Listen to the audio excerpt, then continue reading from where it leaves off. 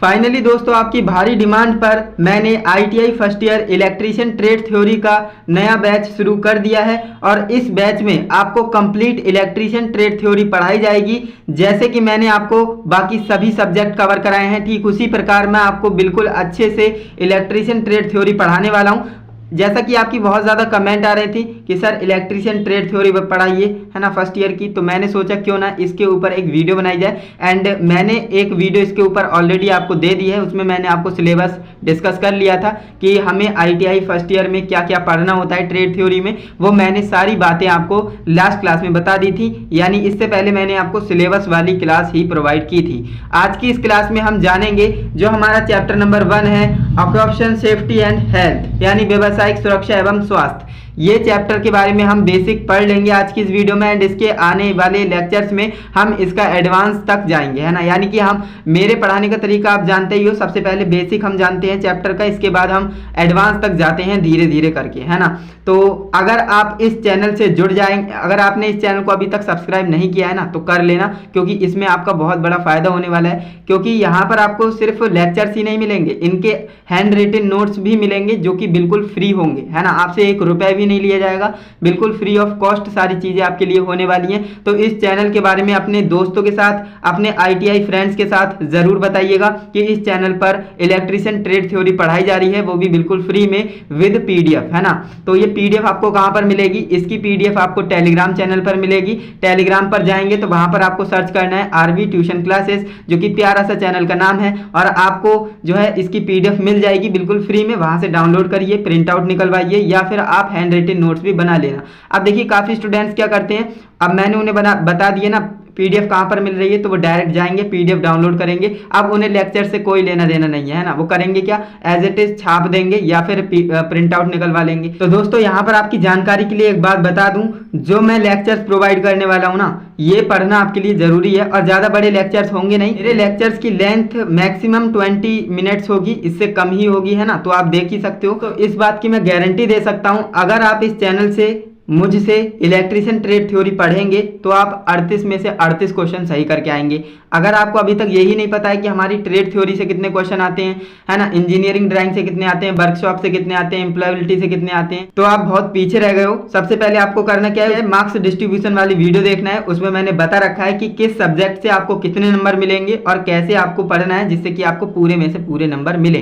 तो वो सारी स्ट्रेटेजी मैंने आपको उस वीडियो में बता रखी है। तो दोस्तों अब ज्यादा टाइम वेस्ट नहीं करते हैं, इंट्रोडक्शन है वो काफी बड़ा हो चुका है। अब मैं आता हूं डायरेक्ट पॉइंट पर, है ना। जो हमारा चैप्टर नंबर 1 है इलेक्ट्रीशियन ट्रेड थ्योरी का, मैंने आपको बताया व्यावसायिक सुरक्षा एवं स्वास्थ्य। अब आपको एक बात यहां पर क्लियर होनी चाहिए कि सबसे पहले इलेक्ट्रीशियन ट्रेड थ्योरी में सबसे पहले इस चैप्टर को ही क्यों रखा, है ना, व्यावसायिक सुरक्षा एवं स्वास्थ्य। क्योंकि दोस्तों ये बात आप भी जानते हो, मैं भी जानता हूं, सेफ्टी फर्स्ट, है ना, सेफ्टी फर्स्ट होती है ना। तो इसीलिए सबसे पहले सेफ्टी के बारे में ही आपको पढ़ाया जाएगा कि आपको किन किन सुरक्षा सावधानियों को ध्यान में रखना है ना। क्योंकि आप एक इलेक्ट्रीशियन का काम करेंगे जो कि बहुत ही जोखिम भरा काम होता है ना।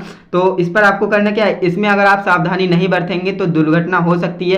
तो इसीलिए इस चैप्टर को पहले रखा गया है, क्योंकि इस चैप्टर में आप सारी चीजें सीख जाएंगे, व्यवसाय में सुरक्षा एवं स्वास्थ्य आप किस तरह से रखेंगे, है ना। तो चलिए दोस्तों अब हम बात कर लेते हैं इंट्रोडक्शन की। इंट्रोडक्शन में क्या कह रहा है, किसी ट्रेड का विकास तभी हो सकता है जब उसमें कार्य करने वाले कारीगर को काम करने के लिए सुरक्षित कार्य क्षेत्र हो, उसका स्वास्थ्य ठीक हो, कामगार को कर्तव्य की पूरी जानकारी हो। बिल्कुल सही बात है। अगर आप एक इलेक्ट्रीशियन है ना, और आपको काम की पूरी जानकारी भी है ना, और आपका स्वास्थ्य भी ठीक है, और आप जहां काम कर रहे हो वो कार्य क्षेत्र भी बिल्कुल सही है, तो आप डेफिनेटली काम अच्छा ही करोगे, है ना। तो इसीलिए बोल रहा है कि ट्रेड का विकास तभी संभव है जब उसमें कोई कार्य करने वाला कारीगर, है ना, उसको काम करने का सुरक्षित क्षेत्र हो। अब इसका मतलब ये है कि जहां पर आप काम करने जा रहे हो वो कार्य क्षेत्र सुरक्षित हो, है ना। ऐसा नहीं कि वहां पर ऑयल गिरा पड़ा है। अब जैसे आप इलेक्ट्रीशियन हो तो ऐसा तो है नहीं कि जहां पर बारिश हो रही है और आप खंबे पर चढ़ रहे हो, तो ऐसा तो आप नहीं करेंगे ना। तो इसीलिए बोला जा रहा है कार्य क्षेत्र सुरक्षित हो और उसका स्वास्थ्य भी ठीक हो। जो कारीगर है, इलेक्ट्रीशियन है, उसका स्वास्थ्य ठीक होना चाहिए।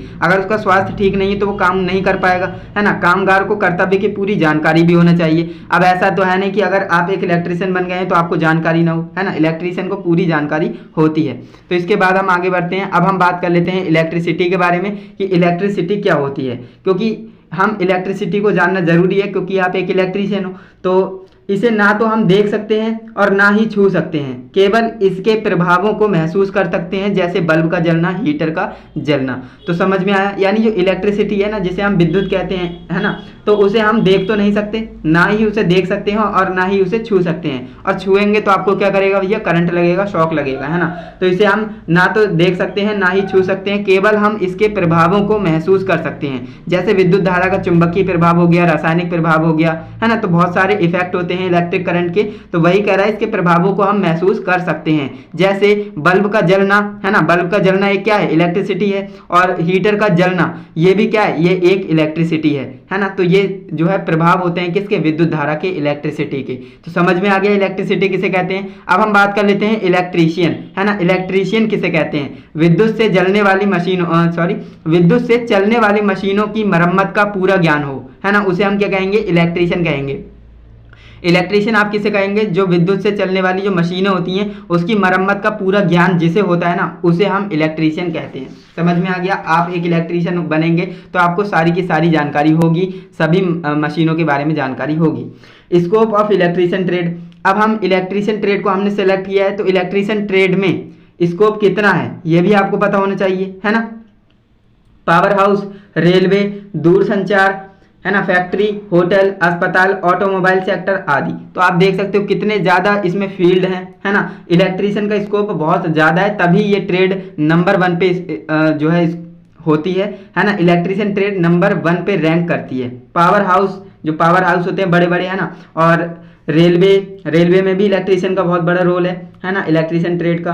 और दूरसंचार, फैक्ट्री, होटल, अस्पताल, ऑटोमोबाइल सेक्टर। देखिए अस्पताल बनेगा उसमें भी एक इलेक्ट्रीशियन की जरूरत पड़ेगी, है ना, हाउस वायरिंग के लिए। फैक्ट्री, होटल, इन सभी में क्या है? इलेक्ट्रीशियन की जरूरत पड़ती ही पड़ती है ना। तो आप समझ ही सकते हो कितना ज़्यादा स्कोप है इलेक्ट्रीशियन ट्रेड का। सेल्फ एम्प्लॉयमेंट अपॉर्चुनिटीज़, यानी आप अपने आप जो अपना व्यवसाय भी खोल सकते हो आईटीआई करने के बाद, है ना। तो आईटीआई करने के बाद आप स्वयं का रोजगार भी कर सकते हैं, जैसे ठेकेदारी।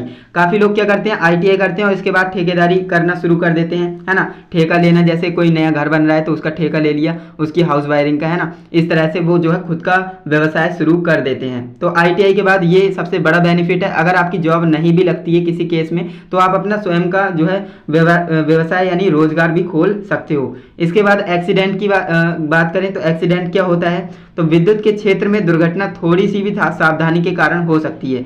यानी एक्सीडेंट मतलब दुर्घटना, और दुर्घटना आप जानते हो भैया, जो आपका इलेक्ट्रिसिटी है, इलेक्ट्रीशियन, यानी ये पूरी ट्रेड क्या है? विद्युत से रिलेटेड है ना। तो यहाँ पर जो है विद्युत से क्षेत्र में आपको काम करना है, और आप समझते हो विद्युत कितनी ज़्यादा खतरनाक होती है। तो इसीलिए बोला जा रहा है विद्युत के क्षेत्र में दुर्घटना थोड़ी सी भी असावधानी के कारण हो सकती है ना। अगर जरा सी भी असावधानी आप रखेंगे तो वहाँ पर दुर्घटना हो जाएगी। इसीलिए बोला जाता है सेफ्टी फर्स्ट, सबसे पहले आपको सावधानी बरतनी है। इसके बाद कॉजेज ऑफ एक्सीडेंट्स, है ना, जो इसके कारण हैं एक्सीडेंट के वो क्या क्या हो सकते हैं? असावधानी हो सकती है ना, आप सावधानी नहीं बरतेंगे तब भी दुर्घटना हो जाएगी। अरुचि होना, अगर आपको इंटरेस्ट नहीं है ना इलेक्ट्रीशियन ट्रेड में, और आपने इलेक्ट्रीशियन ट्रेड सेलेक्ट कर ली किसी तरह से और आपका एडमिशन हो गया, तो ऐसे में क्या होगा? अगर आप किसी काम को, मान लीजिए आप हाउस वायरिंग करने गए और आपको उस काम में इंटरेस्ट नहीं है, तो वहाँ पर भी दुर्घटना हो सकती है। जल्दबाजी, अगर आप जल्दबाजी करेंगे किसी काम को करने में तब भी दुर्घटना हो जाएगी, है ना। अज्ञानता, अगर वहाँ पर आप अज्ञानता दिखाएंगे तो वहाँ पर भी क्या? दुर्घटना हो सकती है। उत्सुकता, काफ़ी बार क्या होता है? बहुत ज़्यादा एक्साइटमेंट आ जाती है, पहली बार काम करने जाते हैं, है ना। तो वो क्या है? उत्सुकता, एक्साइटमेंट की वजह से भी वहाँ पर क्या है? दुर्घटना घटित हो सकती है।